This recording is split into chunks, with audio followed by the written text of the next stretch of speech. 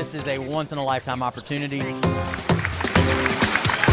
actually won a sweepstakes that allowed me to come out and watch and be a part of the United States pizza team as they compete. Not only will I be able to take everything that I've learned here, but I'll be able to go back and incorporate things into my menu and change some things and become a little more true to the Italian roots of pizza.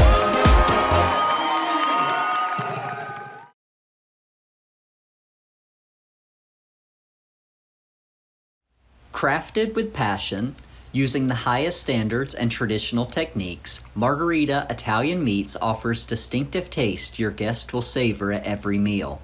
Because the same committed care you put into your menu, Margherita puts into only the finest select meats which they season, cure, and package with pride. Thank you to Margherita for their support of ACF and today's webinar.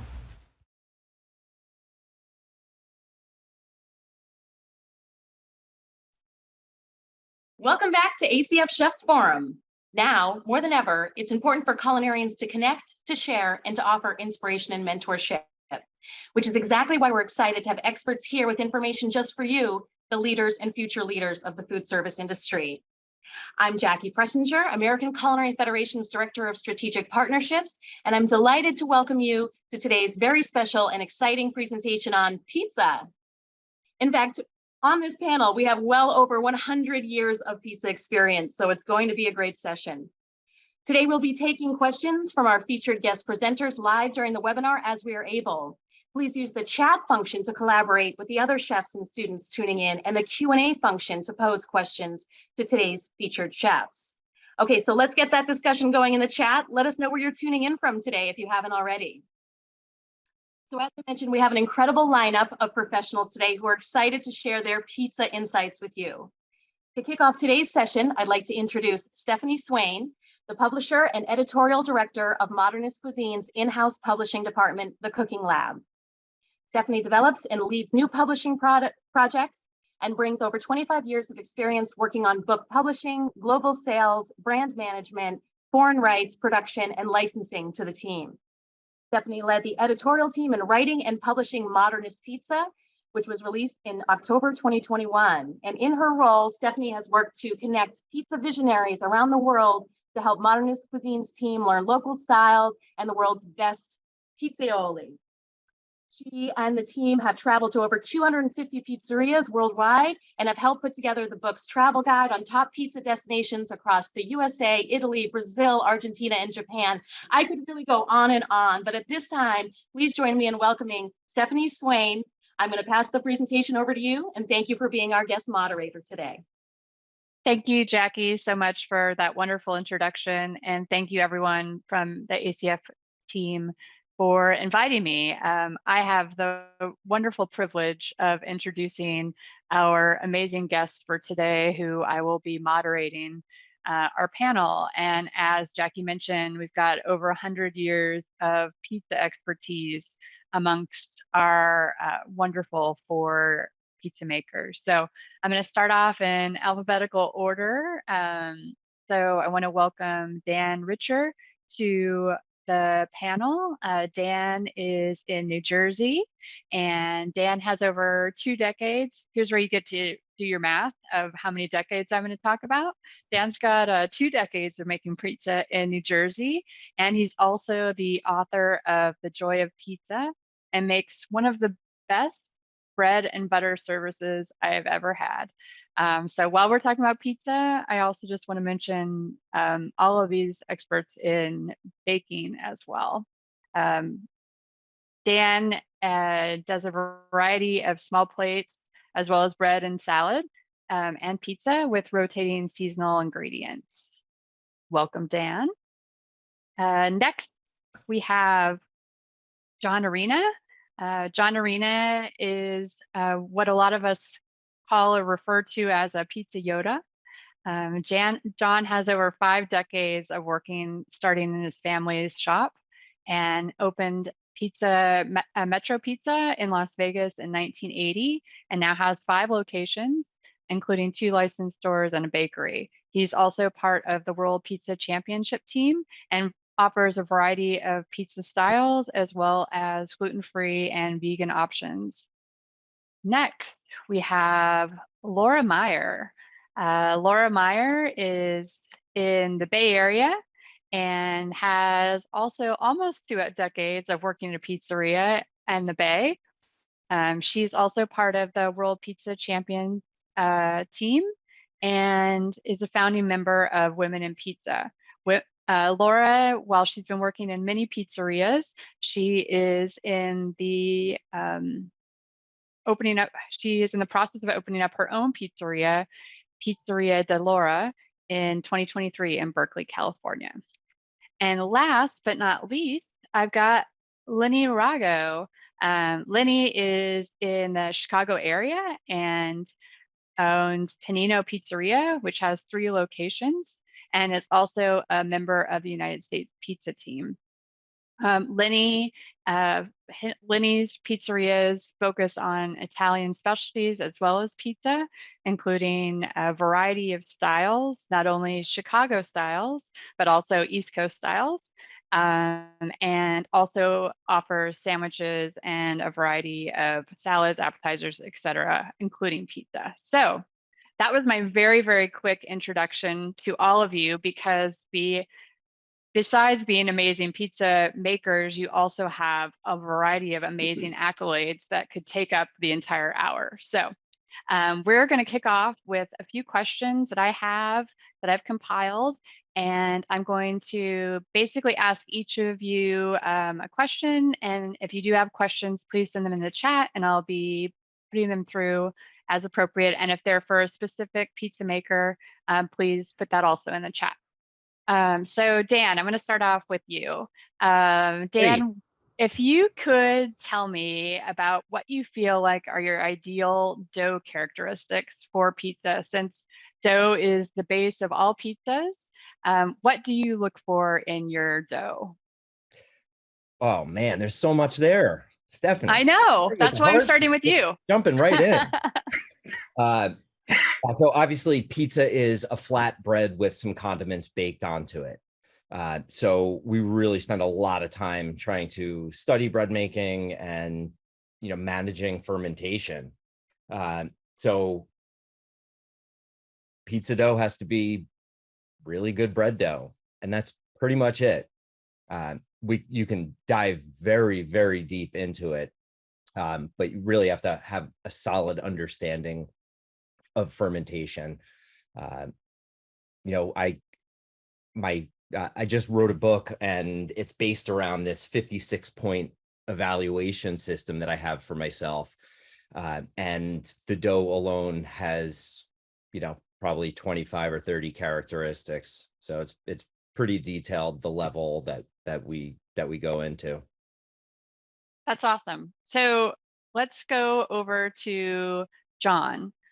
John, what would you say about your ideal dough characteristics? Dan talks a lot about fermentation, and obviously in his book too. Where do you feel like your ideal dough is? Well, I could take the easy way out and say whatever Dan said. But I think really when we talk about dough and we're talking about what that dough produces in the finished crust, we're looking for a study in contrast in texture. You want a certain texture to the undercarriage, a different texture to the cornicione, a different texture to the interior.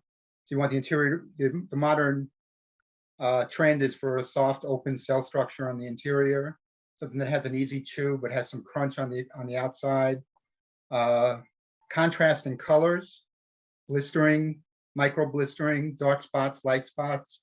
That homogenized Pizza Hut type pizza is certainly not what we're shooting for. That with single color, we're looking for all those nuances, all those differences. Contrast in fragrance, we want some sweetness, some acidity. And then when we're talking about it, the ideal dough also has to be manageable. It has to be workable. It has to be something that functions in your restaurant. So you have to achieve all these wonderful flavors and textures and fragrances, but you also have to have a dough that works within the confines of your equipment, the skill level of your employees, the time and space constraints. All that, that's the real trick, is how to, we can all come up with a great dough recipe, but how do we manage it day to day, year after year, decade after decade? So Lenny, I'm going to throw this over to you, Lenny. I know, as I mentioned, we've got John, the Pizza Yoda here. So John just did some really good explaining about a variety of attributes that we all look for. Lenny, do you have anything else you want to add since you do a few different styles in your restaurant? Next time, let me go first. That's the problem here. I know. I know. I mean, geez, John, I need not to follow you, buddy. But anyway, I base it upon what style pizza I'm making. So, every pizza is different. If I'm looking for, a pan, I want different characteristics in a pan. If I'm looking for a thin crust, I want different characteristics in the thin crust, what I'm using in it. Each dough has its own unique, characteristic to it. So if I'm doing my thin crust tavern, I want a crispy, crunchy cornmeal style pizza. If I'm doing my pan, I want it airy, light, crispy, nice browning on the bottom and stuff like that. So I'm looking for different characteristics in the style pizzas we do. And Chicago style pizzas are, you got deep dish, you got stuffed, you got pan. I mean, we call it tourist pizza, but and then but we're using the same dough for a lot of those things. So the characteristics change by letting it ferment for 2 days longer in the cooler and using it in a different way, in a different method. So I think that's a good thing. I'm actually going to throw this over to Laura because we're talking about using the same dough for different styles of pizza. And I know, Laura, you've had a couple of classes about it, as well as written about it in Pizza Today. So based on what Lenny just said, taking one style of dough, let's say a thin crust dough, and then fermenting it for a longer period of time. And feel free, if you have any questions about any of these terms that we're throwing around here, don't worry, you can add it in the chat, and I'm more than happy to have any of these great people explain further. But let's talk about how you take one dough and use it for multiple styles. Laura. Yeah, multi-purposing a dough is a great way for a lot of pizzerias to be able to give diversity and versatility on their menu without overcomplicating the processes in their shop, especially if you have a high turnover rate, or let's say you have a young staff, or just any of these characteristics where it complicates things more so than, let's say, having any one of us who's going to remain in a shop for a number of years or who has years experience. Multi-purposing one dough is a great way to kind of expedite some of these things. And a lot of it comes down to the way in which you treat your dough, whether it's, like Lenny had said, aging your dough more, leaving it in your refrigerator for a longer period of time. It's not even, the refrigerator isn't even necessary at times. If you're doing all your fermentation at room temperature, depending on how much water you've got in there, your yeast, letting it sit at room temp for lengths and lengths of time is going to change not just the texture, but also the flavor profile as your yeast and your bacteria and whatnot are doing its thing inside the dough, creating different flavor profiles and all of that sort. And then even into like the pan styles and things like that, whether it's a par baked or baked from raw, whether it's a single fermentation or a double rise fermentation, just there's so many different ways to tweak the procedures with one dough to make it come out like something different and really change the texture, like all the guys have kind of mentioned in terms of changing the flavor profile, the textures, not just textures in the mouth, but textures in your hand, how they cook, the coloring, the blistering. And then if your shop is even more complex and you have more than one type of oven at your disposal, that completely changes the game all over again. So there's so many different ways to execute different styles with one dough. It's really just learning how to manipulate. And like Dan had kind of said, really understanding the fundamentals of fermentation and being able to manipulate that as you go. So one question came in, can you use one dough for several different styles? And if so, what's the biggest tip to achieve this? So does anyone want to chime in on like what they find is the best way to use one dough? Laura, you just mentioned different, and Lenny, you guys both mentioned different times of fermentation. So maybe a long ferment versus a short ferment, or proofing stages, or cooking in a different oven. Anything else that you think is a really great tip to achieve this? You know, when we do our tavern style, we're using it for our stuff, then we're using it for our pan or Sicilian, we call it. So it, like, you know, going back to what, you know, I said and Laura said and everybody else said, it's just, you just got to play with it until you get it to where you want it to be, like, you know, fermenting it, and 2 days longer, letting it rise in the pan, in the cooler, and then bringing it out to room temperature before baking. Through John's guidance years ago, I did a New York style pizza that he helped me through, because obviously we're Chicago, so I've used that now to make my grandmother pies with too. So I mean, that style pizza, little tweaking here and there, I make my grandma style pizza with that. So And so it all your grandma depends. style, can you just explain the grandma style is in a pan and Right. Right. It's in a pan. It's a square pan. That's how I grew up eating pizza. My mother made pizza, simple sauce on top, basic cheese ingredient, and you would just eat a square slice of pizza. So that's why we call it grandma style. But like our Sicilian, a lot of people, you know, when we started 25 years ago, our Sicilian was just a round pizza with the sauce on top. So that's how we did it. So now we can't call it Sicilian or square pizza because we already had one on there. So we had to, you know, veer from that and make our square pan grandma style. And it's a little thicker than normal grandma, but we have to call it that just because that's what, you know, we got ourselves into years ago. But doughs are versatile. I mean, you just got to play with it. You know, just the longer you let the dough sit out, you can, like Laura said, you can keep it at room temperature and do it that way. And then we par bake everything. So like we par bake our grandma style and throw it in the freezer, John's method. And it really does work, because we did it the other day. We made a pizza. We made our grandma's, and then I wanted to cook one fresh right out of the thing and throw it in the oven to see what happened. It just comes out softer, and you know, as you put it into the freezer, the moisture gets taken out of it. It's a whole different ballgame. You just got to play with it. So I got another question, and this one is going back to why you just said that this is what you call a grandma, because someone wants to know, would your grandma be called, is your square pie a Detroit style? So Laura's shaking her head, so I'm going to let Laura take this one, because we can talk about pan pizzas. And pan pizzas, you could have a grandma style, you could have a Sicilian, you could have a focaccia, you could have a Detroit style. So Laura, do you want to talk a little bit about Detroit style? Well, the definitions of pizzas are getting stricter amongst certain groups and looser amongst certain groups. So depending on who you ask, the definitions are going to vary a lot.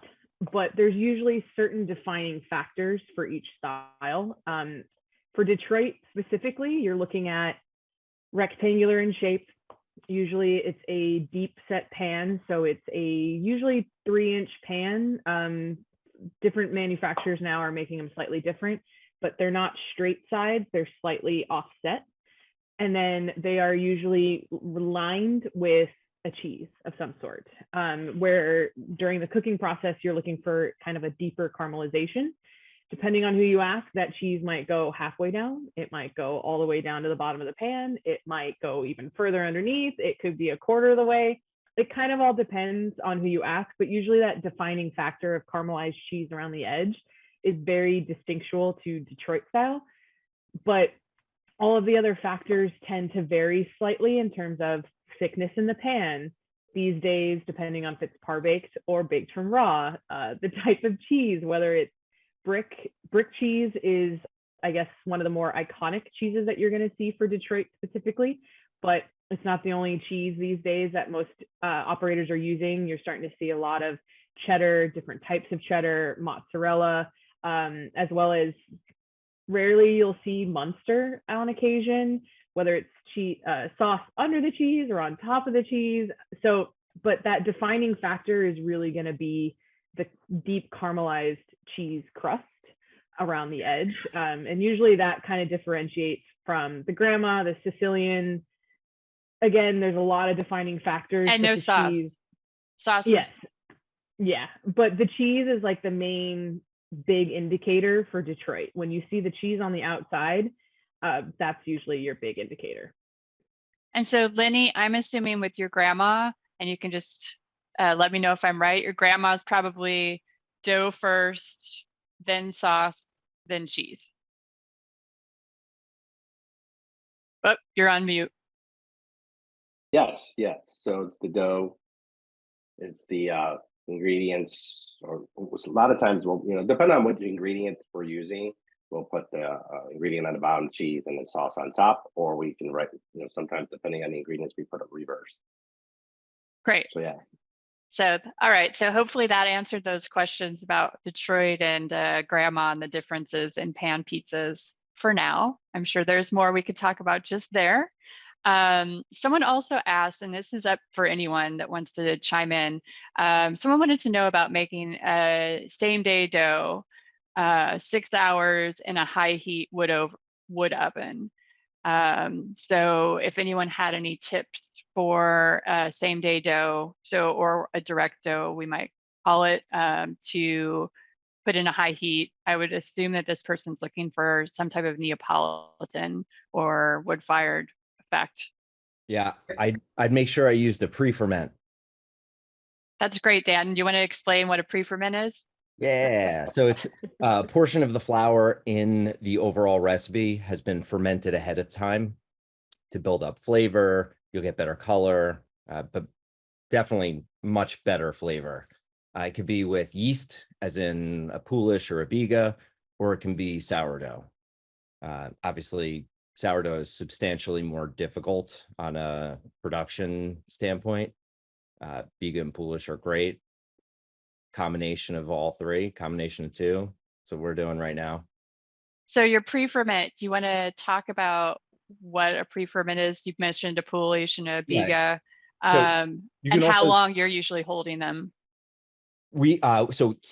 Depends, but typically we're overnight. So the last thing we do at the restaurant is feed our pre-ferments. And we, like I said, we use multiple, but it's not a requirement by any means. You could just pick to one, learn it, stick with it.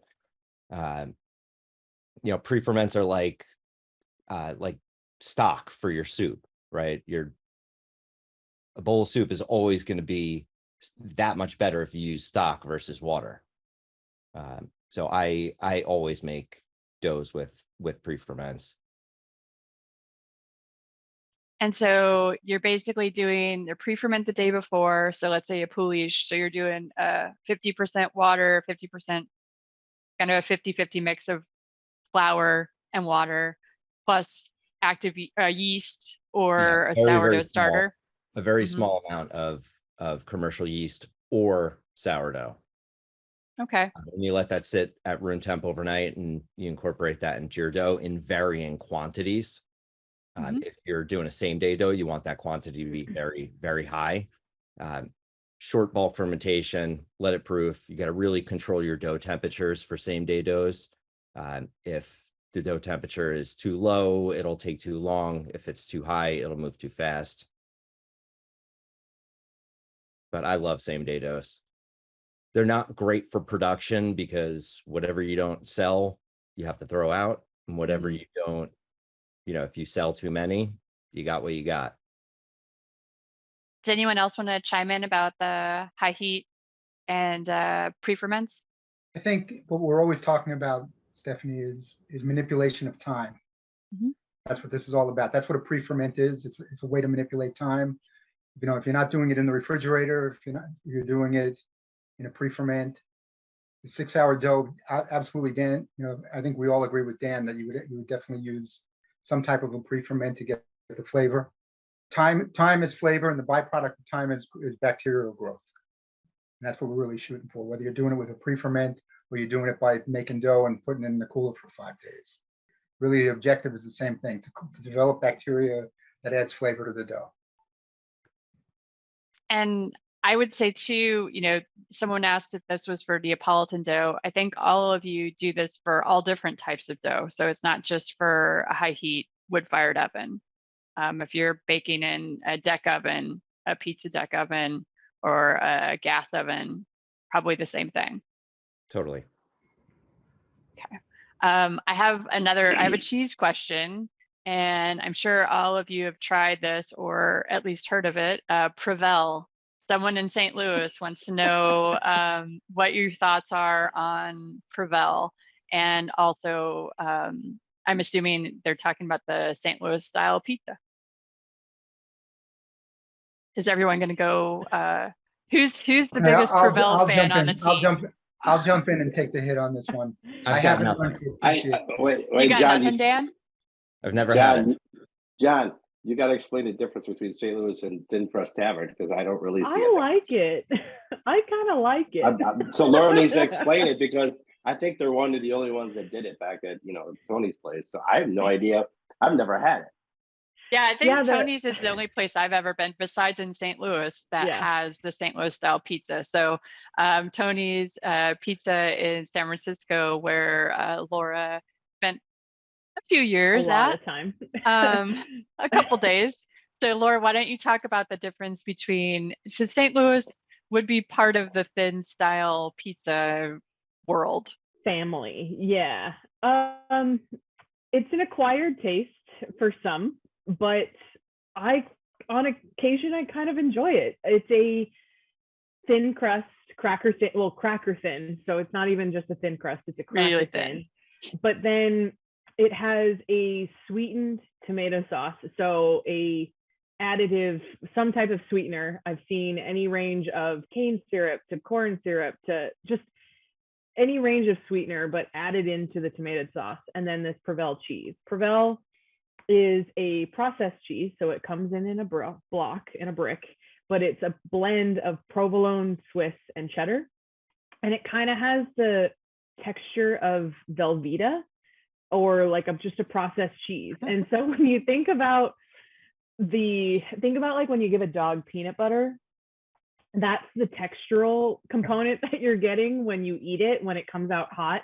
It sticks to the front of your teeth and you're just like, yeah, this is great. Like, yeah.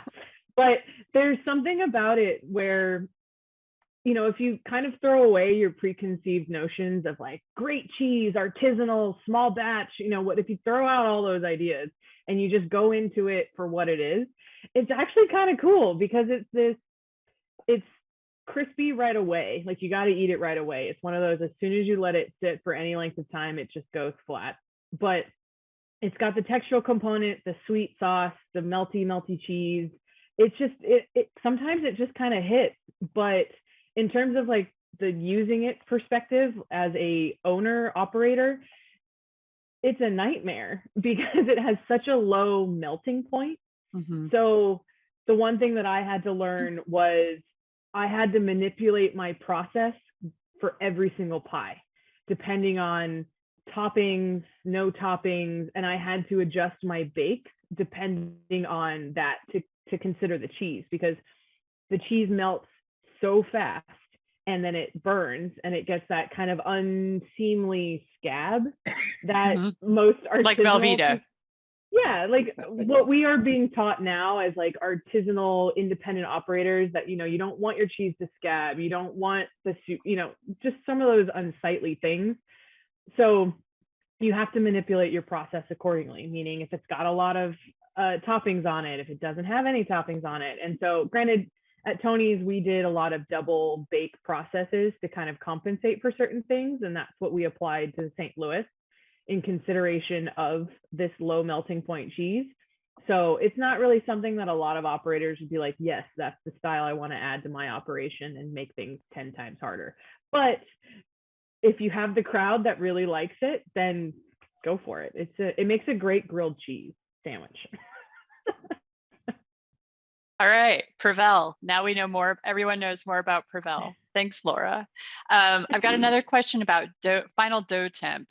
And what's the best temperature to keep flour at for storage prior to mixing? So I just want each of you to let me know how you store your flour. John, how do you, because you're first on my icon, how do you store your flour? I store flour in a room that's temperature controlled, 70 degrees. That 70? gives me the most consistency, yeah. And remember, John's in Las Vegas, so he has high temperatures where he's at.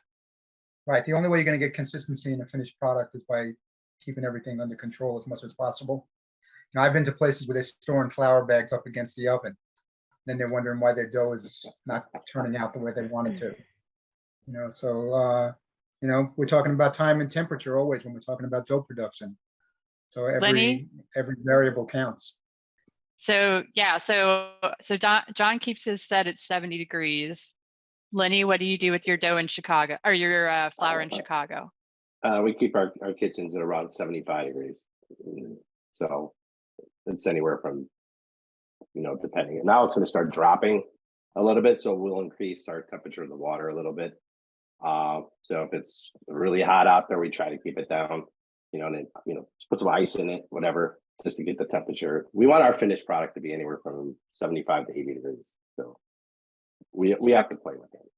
Dan, where do you keep your flour stored in Jersey? Oh, you're on mute. Sorry about that. That's okay. We store our flour in the refrigerator.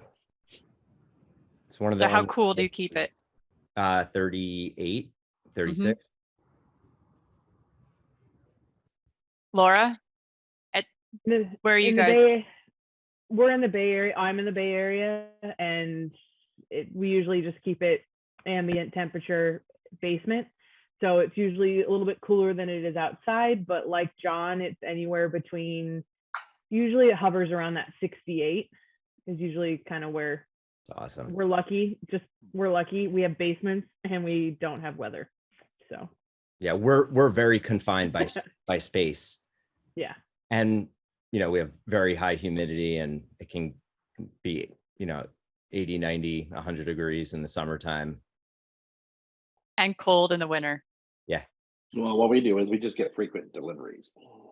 So we try to get two or three times a week, get our flour. This way we're not sitting on a huge stockpile of it. Us too. I'd love to be able to take a truckload of flour though.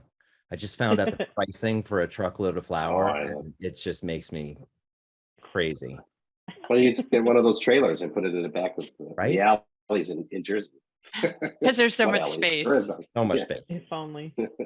So I'm going to throw this over to Dan, because I know you've experimented with a variety of yeast strains. Someone's asking about, have you ever tried using beer production strains of yeast? And anyone else can chime in too. Example, Belgian yeast. Are there any specific strains that you might have played with? Beer or wine? I mean, they just mentioned beer, but I know we played with wine strains too. Yeah, we've done it with beer strains. You can go on any home brewer website, and there's such a huge variety of strains of yeast, and they're all so interesting. Some of them, it can get very expensive to do on production. So we tried creating a starter out of them, and it lasted for a few generations. We got a few weeks out of it by feeding it new flour, new water, but after a few weeks, it definitely conked out, and you'd. How many pies are you talking for a few weeks? Just a perspective. Oh, this was just a trial batch. Mm-hmm. We were talking small amounts, maybe 10 balls of dough a day with it, just to see the flavor differences and the performance differences. But it can get pretty expensive. You can also add beer to your dough. That's not my thing, but you'll get some flavor there. But I love the question, because you're thinking on the right on my wavelength. There's so many different strains, and our goal is always to use the least amount of any product to create the most desirable outcome. So I mean, you can use regular instant yeast. It's very consistent, very reliable. It does its job very well for fermenting grain. John, I'm assuming, I know you love to play with fermentation too, so wanted to talk a little bit about any additional strains or things that you've done in the fermentation side that you think is important for people to know. There we're going back again to manipulation of time. So Dan mentioned people adding beer to their dough. Beer is basically a liquid pre-ferment. So we've experimented with that. It's not what we do. I prefer to use regular baker's yeast. I haven't used brewer's yeast very much, but typically, I think if you're going to use a yeast from a beer yeast, you can use a beer yeast that in some way corresponds to whatever your methodology is. So a yeast that would perform well under, if you're doing cold ferment, you want to use a yeast that's made for a beer that is cold fermented. Say like a lager, for example. That would be the most common from what I've observed. Well, there's nothing that goes better than pizza and beer, at least I think. So anytime you can incorporate those, I'm all for it. We've got another question that I'm going to ask each of you that came in because I want to know who has what. It's about home ovens. So if you had to pick an oven for your home, what would it be? So whether it's a fixed oven inside of your house or a backyard outdoor oven. So Laura, first of all, you don't have a backyard. Well, you might in Oakland. But I actually have quite a few ovens. It's not the greatest for apartment living, but they're there. So I have obviously a standard, just regular oven. It's actually probably made in the 1950s oven in my kitchen, but it works like a champ. Other than that, I've got a Provel, the pizzaiolo oven. I've got which is a countertop oven. If someone doesn't know, it's a countertop, goes straight in your oven. Electric, just plugs right in. It's interesting because it's a high temp oven that can just plug right into your electrical socket. So it goes up to what, 700? Is that right? Yeah, I think it might, like on the hottest setting, get to around 800, but for how small the chamber is, it works. And then I have a uni, which is, okay, I can't remember. I know it's a 16, but I don't remember if it's a Karoo or a Coda, but it has the chimney. Don't hit me. It's professional. It works. It's fantastic, high temp oven. It's got the door, if that means anything to you. And then I also have and it's got a thermometer too, right? Yes, it's got the thermometer that hooks to the bottom. And then I also have a Coupone electric. It requires a 220 setting. I only have a 110, so unfortunately it's just sitting pretty on my counter. But it is an electric high temp oven, also great. I believe it's the Michelangelo, if I'm correct. But I like the high temp ovens just because you can crank them up, you can crank them down, and I like that it gives me some versatility in that respect. If I'm only using an oven that can get to 550, that's also great, but it is going to limit me in certain respects. So if I had the option to get a high temp oven and I knew how to use it, or at least I was willing to do all of the playing before I found what I liked, then I would go for a high temp just because of the versatility and the temperature. Lenny, what do you have at home? What do I have at home? I got like 4 different ones at home. Of course. So a friend of ours. Which one's your favorite? Well, Blackstone came out with a pizza oven that was, propane based, 1 burner. Stone had turned, gets from anywhere from 300 to 1,000 degrees.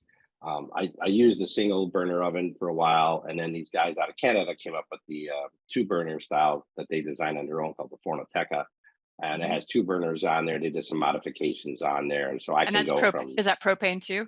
Propane based, right? And I can go from different temperatures, from 400 to 1,000, and pretty quickly.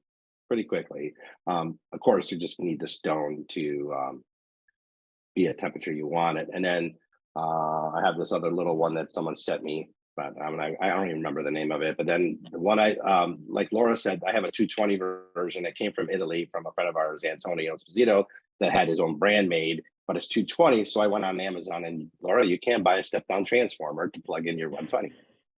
So that's what we do. We plug it in and we take it places, and we've done a little bit of shows with it where we just plug it in, and the step down transformer will step it down to 120, and then you can use your oven. There's no bad one out there. I see a lot of people using the Unis, Provels. I have the Blackstone. I have no reason to go get the other ones because I really try not to make pizza at home when I'm not here, but sometimes it happens. I like the way it cooks. I mean, it cooks. I mean, I can make a Neapolitan pizza just like we do at work, and I can make a tavern style. I've never really played with it with deep dish or anything like that. I just, Or a pan? yeah, my home oven works best for that. Just because I can cook That's it. convection wise. So you use know, your I home can cook- oven for your pans, right? Yeah, yeah. I've never really tried it with that. It just because the stone gets so hot and it's hard to control that. And then the cold air coming in from the, depends on the temperature out here. I mean, we can only make pizzas 5 months out of the year, 6 months, because the temperature really messes up. And if I go on a tailgate, like to a Bears game, and I'm cooking pizzas for people out there, that temperature just blow in and just changes the temperature. So you don't want to go with anything pan wise. So we stick with the thin crust or Neapolitan style or New York style. And Dan, you have the dome, don't you? I have all of them, except the Blackstone. I don't have that. I don't have a Blackstone either. Yeah. I have like 5 different unis, different models. I have the rock box and the dome from Gosney. I have the Breville Pizzaiolo, but I love my regular home oven. I think there's a lot that you can do with the right dough formula at 500 or 550. There's a lot that you can't do. Obviously, I'm not going to try to make a Neapolitan style pizza in a home oven. For that, I would wait until the weather's nice and bake outside. I love cooking outside. My kids love cooking outside on the high temp ovens. I really want like a professional wood fired oven in my backyard, like what we use at the restaurant. They're so versatile and so much fun to spend a day baking on, and using all of the temperatures as the oven cools down. Baking pizzas for lunch at the very high temperatures, and then throw a tray of vegetables in to roast some meatballs, and after that you're baking a full load of bread, and then maybe some pastry after that, and then take a big pork shoulder with some beans in a giant pot and throw it in and leave it there overnight. They're so versatile and so much fun. All right, again, everyone's making me hungry. So let's see. I've got another one. Is there a difference in using different oils in pizza dough? So they didn't specify a style of pizza, but if any of you want to talk about oils that you're using in pizza dough. There's definitely a difference. I mean, if you're using olive oil, it's going to give you a different characteristic than if you're using shortening or if you're using lard. It's a matter of what your objective is really, I think. What do you want the finished product to be? I think a lot of times in people that are beginning into their pizza journey, they hear about a certain thing and they gravitate. Well, I say, well, I'm supposed to use this flour. I'm supposed to use these tomatoes. But really, it has to all be driven by what you want your end product to be. So, I think the best guideline is to visualize what you want the end result to be, and then build to that, instead of taking an ingredient and trying to use that to make what you're trying to achieve. Well, and I think too, my John, what go-to you're is olive mentioning, oil. yeah, and mentioning olive oil too, it's also playing with your dough to get it to what you want it to be. So it's not like the same olive oil is going to be, not all olive oils are the same, and not all doughs are the same. So if you use olive oil, John, what do you typically like to do? What kind of pizza dough are you making, and about how much are you adding oil? You can use baker's percentage or however you want to. It depends. Spell it out. In baker's percentages, if I'm doing a New York style, it's going to be between 2 and 2.25% in baker's percentages. If I'm doing a Chicago style or something similar to that, I'm going to bump it up. It could be as high as 4 to 5%.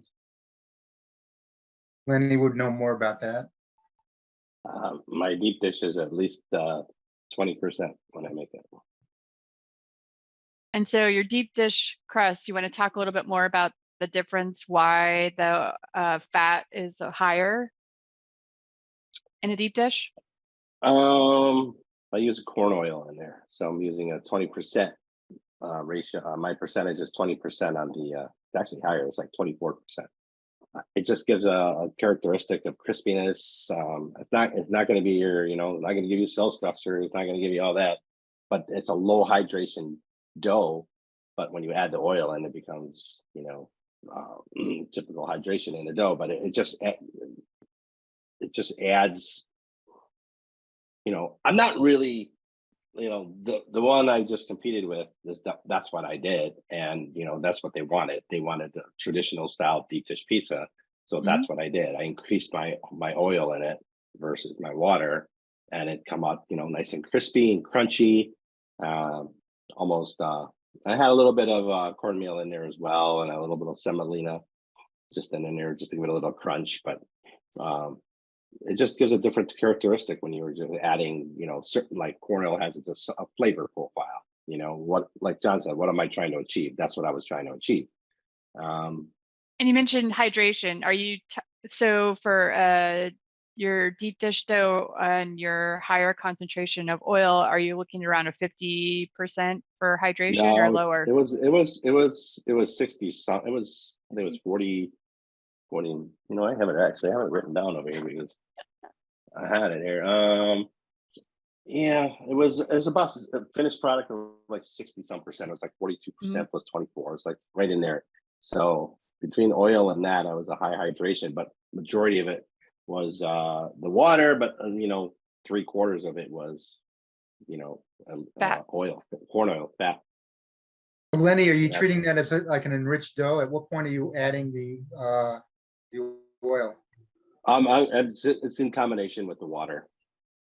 So same time, they all go in together? Yeah, they all go in together. And no salt, just yeast, water, and oil. And so the deep dish crust is a little shorter, so it's more like a more biscuity. More biscuity. Not biscuity. Biscuity to me is flaky. Coarse. This is more. Yeah, this is crunchy. Well, Laura will know. I don't know if Dan will know. John will know, but it's like a tarale. I kind of, it's kind of got the vibe of my mom made tarale, and there would be that flavor with the oil, but the only difference is my mother put a little bit of white wine in there. So, I can't tell you everything that I put in it. That's all right. It has that characteristic of a tarale, which is the peasant food that they ate back in the day when they had no money. They would make water, oil, white wine. I got my last bag of tarale in the cupboard right here from my last trip to Italy. So that's my favorite snack to bring back. Right. So that crust reminds me of tarale, and that's how I wanted my dough to be, kind of that crunchiness, and it's not biscuity, but it has the crunchiness. Crackery. If you think of like the grissini breadsticks that has like, there's a density to it, but there's a very distinct snap. Yes. Yeah. Cool. So I've got another question about sourdough starter. I knew we'd get one, at least one. So we got a sourdough starter that has developed some furry mold and doesn't smell good, and isn't being used weekly. They've had it for a long time, 15 years. Any idea what might have gone wrong? Hasn't been used in a long time, which means it's not used weekly. So it doesn't say anything about feeding. Yeah, you need to feed it regularly. I'd honestly, if it's moldy, I'd throw it out. Moldy and doesn't smell good, I'd throw it out. And start over. There's the whole like age of it doesn't matter. It's not, that just shows your commitment to keeping it alive. And that's something to be said for that. But the age of your starter doesn't mean it tastes better than one that's 6 weeks old. It's about consistency and making sure that it's very, very healthy and vibrant, because you need to keep the acid and yeast in balance. You want a high population of yeast, right? And that takes regular feedings to keep them happy. And you want to make sure there's enough acidity in there to prevent any other, any mold growth or anything, nasty from happening. All the bad things. Yeah, it really requires dedication and consistent, reliable feedings. I think what happens with a lot of people that are doing it at home or trying to do it is they seal their containers tight, right? There's no You want to airflow. grab the mold spores from the area that you're working in to get it in there to create that great product that you're looking for. I mean, go ahead, Laura. I mean, I know you had on this. Being in San Francisco, we have a very, very vibrant strain in San Francisco. Very long Latin word, but pretty much there's a specific strain native to San Francisco that is very strong. That's why we are famous for sourdough bread. But kind of like what Dan is saying is that the way that I think about sourdough is that it's kind of like an evolution of a city. It has its original inhabitants, and then it has new that come in, they mate with the new, they kick out the old. It's a constant cycle of evolution. So like Dan had said, there's nothing that says a young starter that has been treated well and fed regularly and its temperatures have been monitored and things like that, that's been on a very consistent schedule. There's nothing that says a young starter can't taste as great as a Mature 100-year-old starter. There's nothing that says, because what you have on year 15, so like what you have now, nothing about it, there might be like a very minute portion of it that is the same from when you started it. So it's actually, you can't think about it like you're refreshing the same thing over and over and over again. You're actually creating an evolved form over and over and over again. It's a multi-generational starter pretty much. So it has certain characteristics, but it's constantly evolving. So yeah, and there's a whole bunch of microorganisms in there.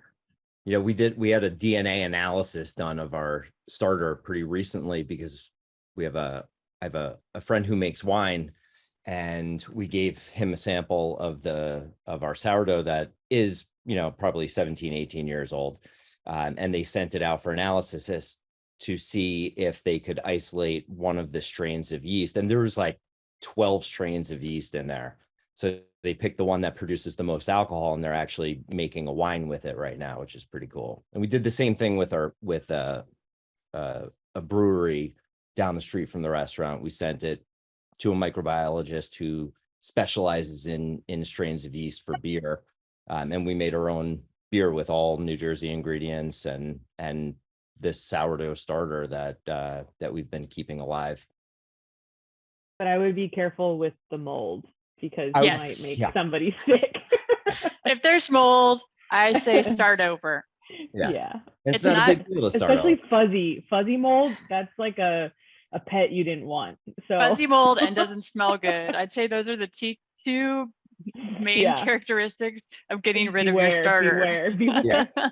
If you got a little hooch, that's not a big deal. Just stir it back in, or Yeah. drink it. But The fuzzy mold is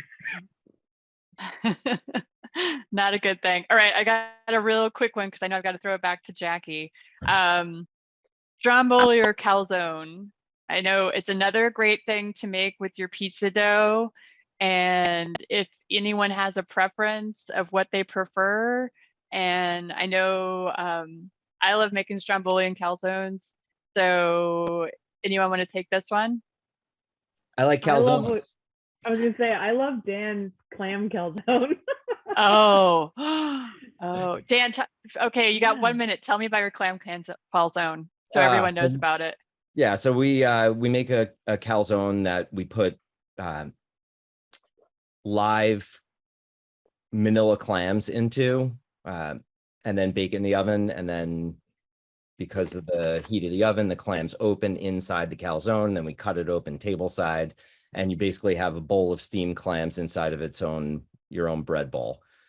Basically, a nod to New Haven, because New Haven's known for the clam pizza, and people have been asking me to make a clam pizza for the past 18 years. And I don't like doing what the masses request. And it's I beautiful. might be stealing that. Do it. No, you can make a 4-course meal inside of a calzone. That's the amazing. limit. Yeah. And I mean, you love a good Stromboli, but sometimes they're glorified burritos.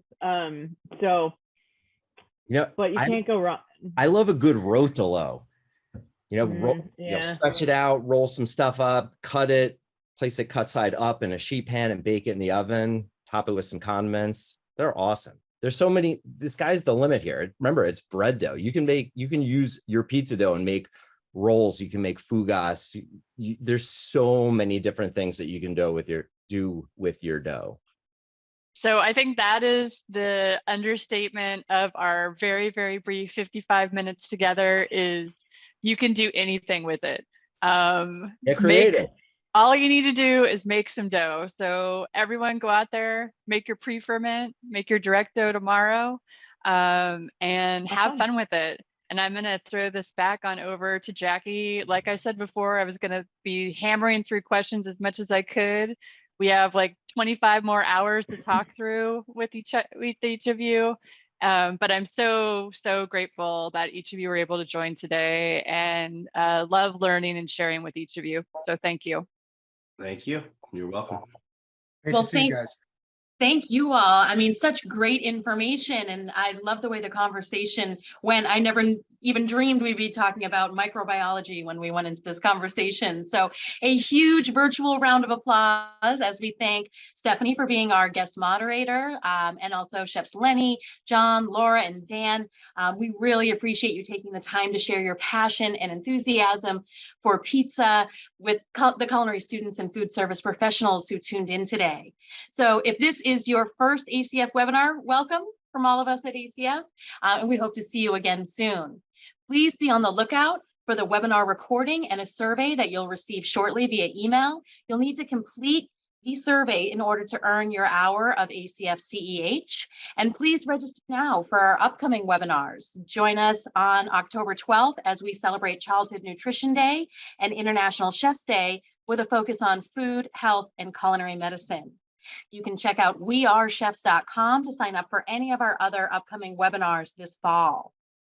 And we had a great time at ACF National Convention this summer. Please think about joining us in 2023. Visit acfchefs.org and click on the events tab for more information about ACF National Convention, which will be in New Orleans, July 17th to 19th. So on behalf of the ACF National Office, thank you to all of our guests. Thank you to Margarita for supporting ACF education. And of course, thank you to our guests for bringing us this delicious learning opportunity. And thank you all for joining in today. We'll conclude this session with a message from our sponsor, and happy National Pizza Month to everyone. Thank you all.